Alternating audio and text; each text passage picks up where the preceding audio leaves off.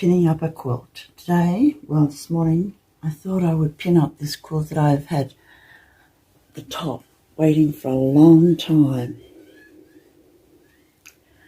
So I'm going to make a quilt sandwich. Oh, it's not really a sandwich. I'm just pinning it up. I pin around the edges first. I've got the backing on. Some Tula zebras. Then the batting and then the top. And I sew around the edges first. Then put on the binding. And then quilt. So I need a lot of pins. And the pins I'm using are these fab curved pins, especially for quilting. Make it very easy. Just put it in and push it out. I use this instead of thread tacking because I just couldn't get down the floor anymore, and this is just as good, well, better, I think, a way of keeping the layers together while I sew it on the machine or hand quilt it. The top blocks, the top of the quilt is it's made from a swap that I did this year, 2021, with a group of friends in Australia. It was you could choose your birthday block, so we all swapped on our birthdays. Mine was September, and I chose black and white because it's my favourite colour combination. Cats and dogs, and I could use my own fabrics to go in it. The block is a simple 4 square, just a 4 square block with a sort of a log cabin going around the edge, so 2 short blocks and 2 long. And then I pin it all up. I usually pin about every 4 inches, I'd say. Keeps it all together while I'm sewing. I like hand quilting in my lap on the chair there. Just bundle it all up and the pins keep it all together while I stitch. My stitches aren't really small. They're the long, slow stitches. And it keeps it all together. Keeps me happy.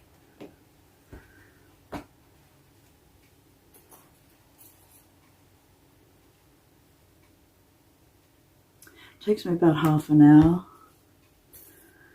to quilt it all together. The batting I'm using is a wool batting. It's very nice and soft and makes a nice thinnish quilt, easy to quilt.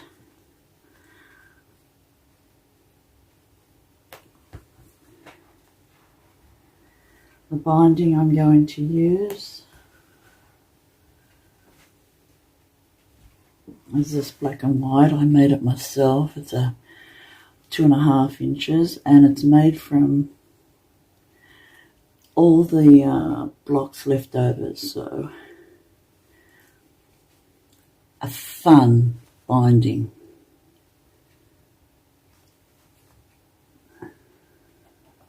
I can't wait to quilt it.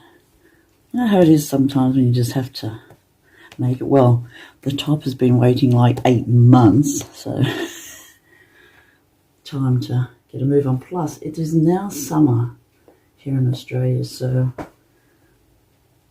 I'll get this ready and I'll probably quilt it in winter. I've also made a mad foray into knitting. I hadn't knit for years, and then I decided, I watched some podcasts and knitting came up. All these beautiful new threads, yarns,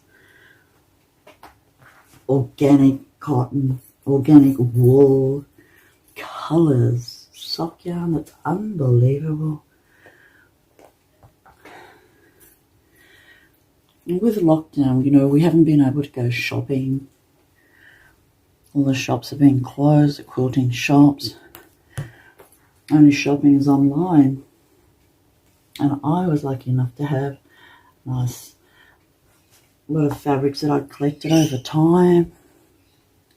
I used to sew with my best friend Judith, but haven't been able to with lockdown.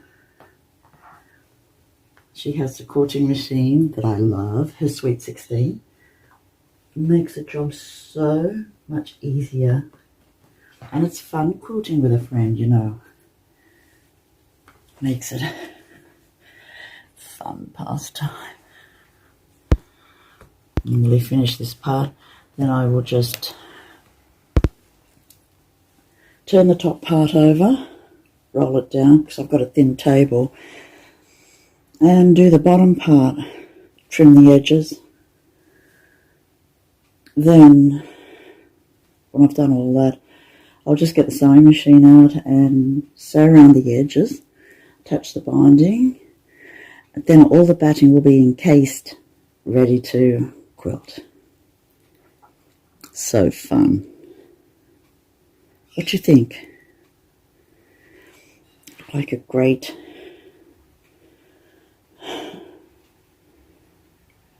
comfy quilt ready to be made. See how we go, eh? Next time I'll show how I do the binding.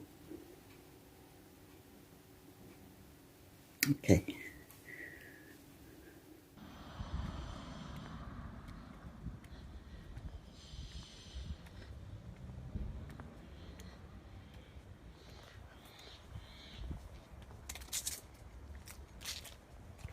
Such a lovely day. So quiet. These beautiful flowers. I need to go out for a while. Feeling a bit cabin fever. And lovely gardens. I'll be glad when everything's back to normal.